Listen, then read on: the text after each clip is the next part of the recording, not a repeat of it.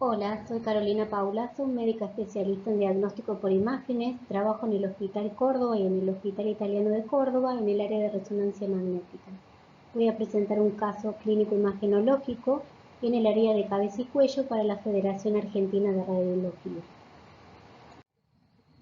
Caso 1. Paciente de sexo femenino de 65 años de edad que consulta por una lesión cervical de 1 año de evolución. Al examen físico se palpa una tumoración de 2,5 centímetros, nivel 2 izquierdo, que no late ni expande. A la paciente se le solicitó una tomografía de cuello. Acá tenemos el corte axial sin contraste y el corte axial con contraste, donde se observa una lesión ocupante de espacio a nivel del espacio carotidio, de bordes relativamente bien definidos, que muestra refuerzo rápido y heterogéneo tras la inyección de contraste, asociado a desplazamiento de los vasos carotídeos tanto anterior como lateral. Acá tenemos el corte coronal, donde vemos la lesión ocupante de espacio a nivel de la bifurcación que desplaza los vasos carotídeos. La segunda imagen es un corte sagital, donde vemos la lesión desplazando la arteria carótida interna, observándose un plano claro de separación entre la lesión ocupante de espacio y la arteria carótida. A la paciente se le solicitó una angioresonancia de vasos del cuello con gadolinio, donde se observa que la lesión ocupante de espacio desplaza los vasos carotídeos a nivel de la bifurcación. En la tercera imagen se observa el refuerzo heterogéneo tras la inyección de gadolinio.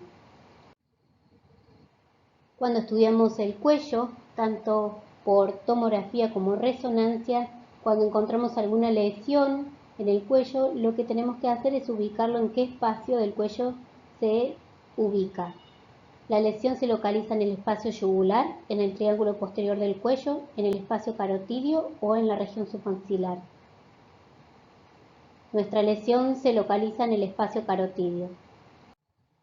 El espacio carotidio se localiza a nivel parafaringeo retroestiloideo y las estructuras que pasan por él son los pares craneales 9, 10 y 11, el plexo simpático cervical, la arteria carótida interna, la vena yugular interna y los ganglios linfáticos. Siempre recordar que cuando estudiamos el cuello, visualizamos un lado y lo comparamos con el contralateral para identificar anomalías. La lesión refuerza con el contraste. En nuestro caso, la lesión refuerza con el contraste en forma rápida. La lesión desplaza las arterias carótidas, infiltra los vasos carotídeos o no afecta los vasos del cuello. En nuestro caso, la lesión desplaza las arterias carótidas.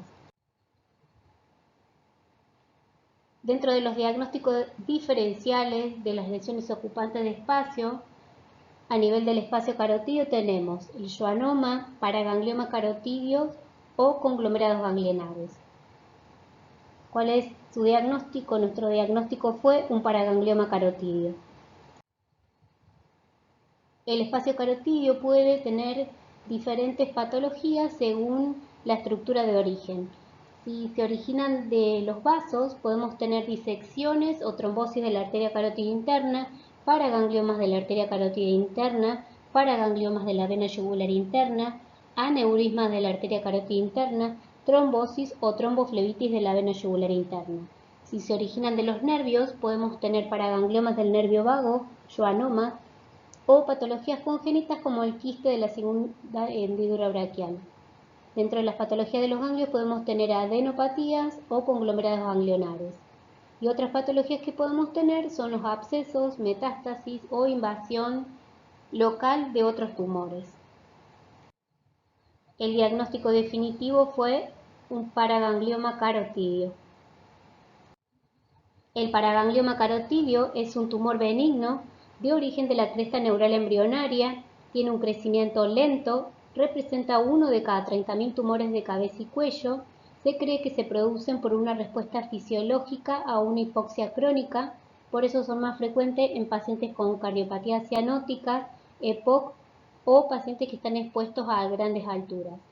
Esta teoría hipóxica es 8 veces más frecuente en hombres. La edad promedio es entre la cuarta y quinta década, pero también se pueden observar en niños. Las características en imágenes son que la lesión separa los vasos carotídeos a nivel de la bifurcación, que presentan un refuerzo con contraste en tomografía, dinámico y rápido, y que en la resonancia tienen el signo característico del signo de sal y pimienta. Arriba a la izquierda tenemos un cuadro donde habla de los factores clínicos que tendrían probabilidad de asociarse con formas hereditarias y a mutaciones genéticas. Si el paciente tiene uno o más de estos puntos, tendría alta probabilidad de tener una forma hereditaria o genética.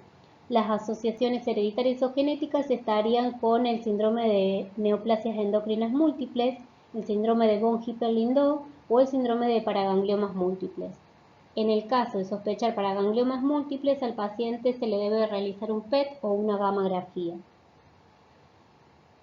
Los tumores carotídeos se pueden clasificar o estadificar según la clasificación de Jamblin. Esto es muy importante para los cirujanos de cabeza y cuello porque les ayudaría a elegir la técnica quirúrgica. El estadio 1 tiene en cuenta el ángulo que forma la masa con la arteria carótida. En este caso el ángulo es menos de 180 grados y el tumor es fácilmente separable de la adventicia. En el estadio 2 el ángulo que forma la masa con la arteria carótida es entre 180 y 270 grados y el tumor es desplegable mediante disección supraadventicial. El estadio 3 el ángulo es más de 270 grados, generalmente engloba todo el eje carotídeo y requiere una resección carotidia. Esta clasificación es la clasificación de Jamblin original, a la cual se le agregó una modificación que es el tipo 3B, que habla de los tumores adheridos independientemente de su tamaño. Esta es la clasificación de Jamblin modificada, donde se agrega el tipo 3B y además tiene en cuenta los pares craneales que están en íntima relación con el tumor y que tienen que ser cuidadosamente disecados junto con los vasos. Este es el caso 2, un paraganglioma yugular. Lo traigo para mostrar el signo de sal y pimienta. En la primera imagen, abajo a la izquierda, vemos un corte axial T2, donde vemos una lesión a nivel del golfo de la yugular derecho, que es de aspecto heterogéneo con pequeños focos hipointensos en su interior. En la del medio tenemos un corte axial FLAIR, donde vemos una lesión predominantemente hiperintensa con pequeños focos hipointensos en su interior. En la tercera imagen tenemos un corte axial T1 con gadolinio, donde vemos el refuerzo tras la inyección de contraste. El aspecto de sal se relaciona con un bajo flujo o una hemorragia, mientras que el aspecto de pimienta se asocia a un flujo sanguíneo rápido. Caso 3, este es otro paraganglioma carotídeo del lado derecho. Tenemos en la primera imagen un corte coronal T2, donde vemos una lesión predominantemente hiperintensa con pequeños focos hipointensos en su interior. En la del medio tenemos un corte coronal FLAIR, donde también vemos una lesión predominantemente hiperintensa con pequeños focos hipointensos en su interior. La tercera imagen es un corte sagital T1, donde vemos una lesión isointensa con pequeños focos hipointensos en su interior.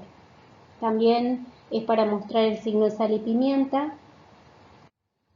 Caso 4, un paraganglioma yugular, pero esta vez del lado izquierdo. En la primera imagen tenemos un corte axial FLAIR, donde vemos una lesión a nivel del golfo de la yugular izquierdo, predominantemente hiperintensa con pequeños focos hipointensos en su interior. En la del medio tenemos un corte axial ecogradiente donde vemos una lesión hiperintensa con pequeños focos hipointensos en su interior a nivel del golfo de la yugular izquierdo. Y la tercera imagen es un corte axial T1 con gadolinio donde vemos el refuerzo tras la inyección de contraste. Muchas gracias por la invitación, espero que les haya sido de utilidad. Gracias. Esta es la bibliografía.